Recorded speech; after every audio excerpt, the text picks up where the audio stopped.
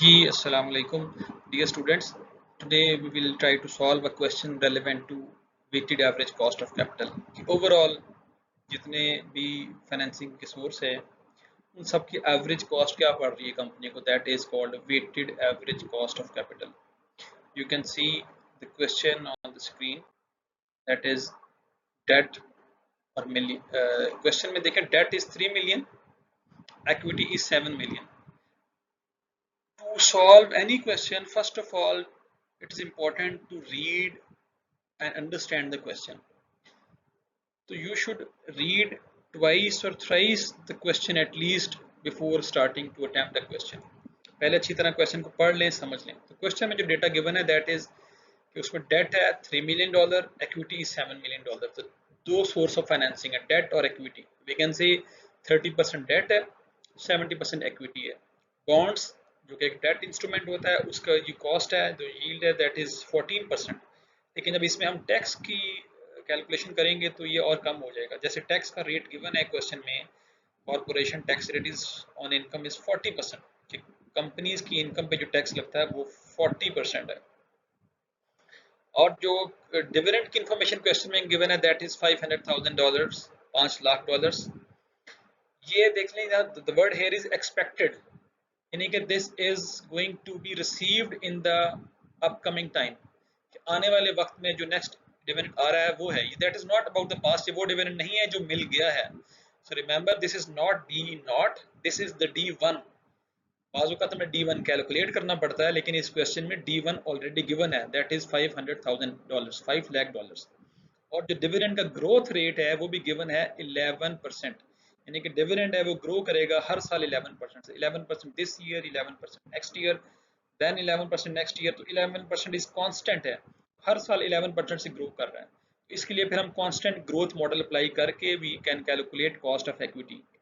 Question को देख लें, debt 3 million, equity 7 million, bonds पे जो रेट है वो 14%. उसको हम टैक्स का थोड़ा इम्पैक्ट देखेंगे कि टैक्स की वजह से क्या इम्पैक्ट आ रहा है उसके ऊपर.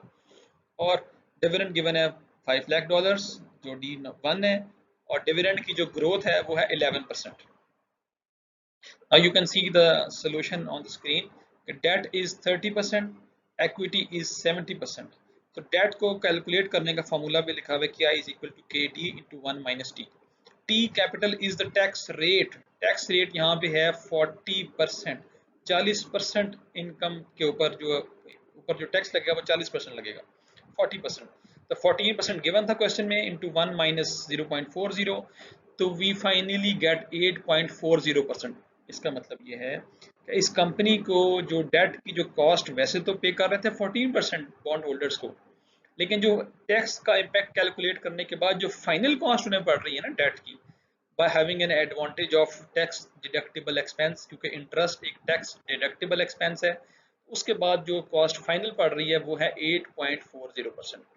ये मैं साथ साथ बताता चलूं कि जो इंटरेस्ट है ना, अकाउंटिंग के रूल्स में और globally, interest is tax deductible expense. के टैक्स अथॉरिटीज ये कहती हैं कि आप टैक्स पे करने से पहले इंटरेस्ट कॉस्ट को माइनस कर लें ताकि आपकी इनकम और कम हो जाए और फिर आपको कम टैक्स पे करना पड़े.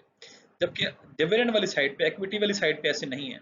अगर शेयर होल्डर्स को कोई डिविडेंड मिल रहा है तो टैक्स वाले डिविडेंड को माइनस नहीं करने देते, पहले टैक्स कटेगा, उसके बाद जो बाकी बचेगा डिविडेंड पे करने के बाद, सॉरी, पहले टैक्स कटेगा उसके बाद डिविडेंड पे किया जाएगा.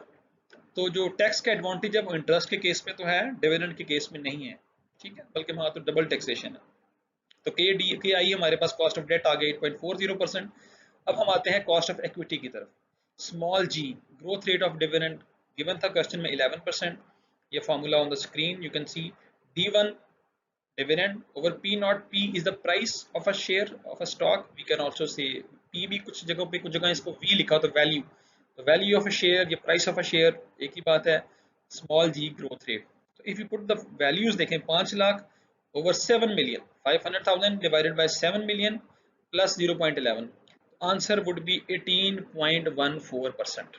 अब देखें कॉस्ट ऑफ इक्विटी आ गया 18.14% और कॉस्ट ऑफ डेट है 8.40%. ये दो डिफरेंट आंसर्स हैं, लेकिन हमें एक फाइनली एक आंसर चाहिए कॉस्ट ऑफ इक्विटी का, कॉस्ट ऑफ कैपिटल ओवरऑल. अगर हम इसकी सिंपल एवरेज लेंगे 18 और 8 की, तो ये शायद 13 पॉइंट समथिंग % आ जाएगा, जो कि गलत होगा. लेकिन हमने लेनी है वेटेड एवरेज, क्योंकि दोनों का वेट डिफरेंट है। इस कंपनी में 70% इक्विटी से है, 30% डेट से है, तो वेट क्योंकि प्रोपोर्शन डिफरेंट है, तो इसलिए we have to taken care of those weights also. तो इसीलिए लास्ट में आप देखें सोल्यूशन में कि वैक इज इक्वल टू 0.30।